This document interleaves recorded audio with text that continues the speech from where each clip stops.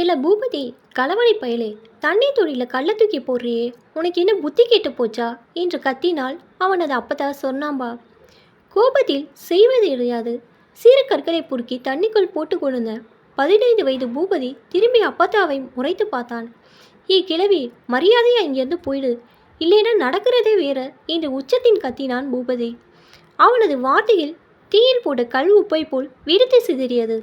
பின்னர் அவன் அப்பத்தாவை பார்த்து, யாரு திருட்டு பையன், நானா இல்லை நீ பெத்து போட்டு வச்சிருக்கே உன் அரும மகன் அவரா என்று சத்தமாக கேட்க அவசரமாய் ஓடி வந்து அவனது வாயை கையால் பொத்தினாள் பூபதியின் அம்மா அனுராதா. டே தம்பி, கத்தாதடா, நடந்தது நடந்து போச்சு. எல்லாத்துக்கும் காரணம் நான் தான், என்னை மன்னிச்சுடா பூபதி. தயவு செய்து சத்தம் போட்டு ஊரை கூட்டாதே. அத்தை மாமா காதில் விழுந்துட போகுது, அதோட உறவு முடிஞ்சிடும். டே, உன் சத்தத்திலே அடங்கி போன கடல் அலை போல் ஆன பிரச்சனை மீண்டும் சுனாமியாக கிளப்பிடப் போகுது. நம்ம மானம் பறி போயிடும் என்றால் படபடப்புன அம்மா.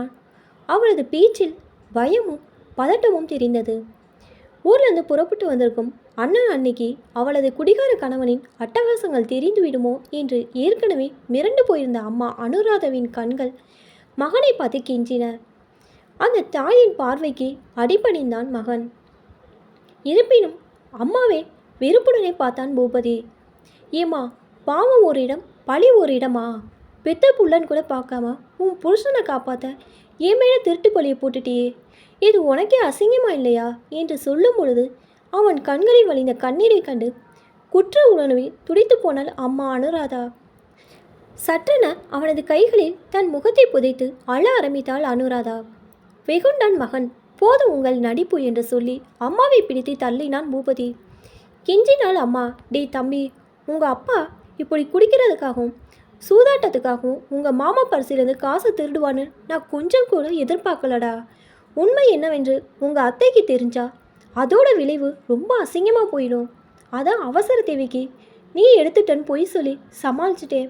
நீ கவலைப்படாத பூபதி, நீ காசு எடுக்கலைன்னு உன் தாய்மகனுக்கு நல்லாவே தெரியும். உங்கள் அப்பனோட திருட்டு புத்தியும் அவருக்கு தெரியும். தண்ணி அடிக்க காசு தரேன்னு சொல்லிப்பாரு. உங்கள் அப்பா தலைகீழ நிற்க சொன்னாலும் நிற்பார். எனக்காக தான் உன்னோட மாமா அப்பாவை காட்டி கொடுக்காம காப்பாற்றிட்டாரு. ஆனால் உங்கள் அத்தை அதெல்லாம் புரிஞ்சுக்காம அப்பா கிட்ட சண்டை போடுவாங்க. திருட்டு குடும்பம்னு நம்ம வீட்டு பக்கமே வரமாட்டாங்க. ஆனால் அப்பத்தாவுக்கும் தெரியும் நீ அதை எடுக்கலன்னு. மவனை காட்டி கொடுக்கக்கூடாதுன்னு அதுவும் நாடகம் ஆடுது. உன் மாமா அத்தை கிட்ட போய் நான் தான் பூபதியை பரிசிலிருந்து பணத்தை எடுத்துக்க சொன்னேன், உங்ககிட்ட சொல்ல மாட்டேன்னு சொல்லி எனக்காக சமாளிச்சிட்டா இருப்பாரு. அதான் ரத்த பாசம். பூபதி, எனக்காக உங்கள் அப்பாவை நீயே காட்டி கொடுத்துடாத. அத்தா மாமா ஊருக்கு போகும் வர கொஞ்சம் பொறுமையாக இரு. என்ன இருந்தாலும் உன் அத்தை வேறு வீட்டிலேருந்து இங்கே வாழ வந்தவங்க, வேற்று மனுஷி. அவங்களுக்கு எங்கள் அண்ணன் தங்கச்சி பாசம் புரியாது. இதையே காரணமாக சொல்லி எங்களை பிரித்து வச்சுருவாங்க.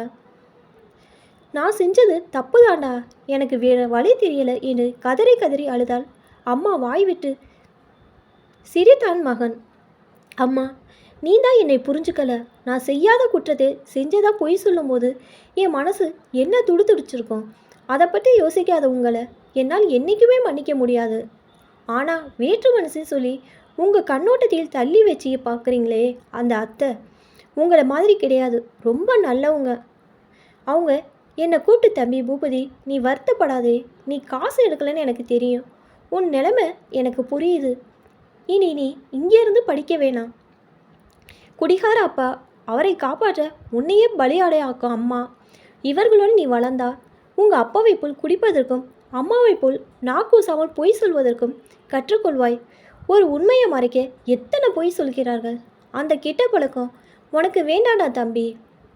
உன் படிப்பும் கெட்டு போயிடும். எங்கள் கூட வந்துடு, மாமா உன்னை படிக்க வைப்பாரு என்று சொல்லி அத்தை என்னை திகைக்க வச்சுட்டாங்க. இப்போ சொல்லுங்க, அவங்களா வேத்து மனுஷி என்றான் மகன் பூபதி. வெக்கத்தில் தலை குனிந்தாள் அம்மா. இப்போ தான் என்னோடய சேனல் ஃபஸ்ட் டைம் பார்க்குறீங்கன்னா சப்ஸ்கிரைப் பண்ணிக்கோங்க. பக்கத்தில் இருக்க பெல் ஐக்கானை ப்ரெஸ் பண்ணிக்கோங்க. அப்போ தான் நான் ஒவ்வொரு தடவை வீடியோ போடும்போதும் உங்களுக்கு நோட்டிஃபிகேஷனில் வரும். தேங்க்ஸ் ஃபார் வாட்சிங்.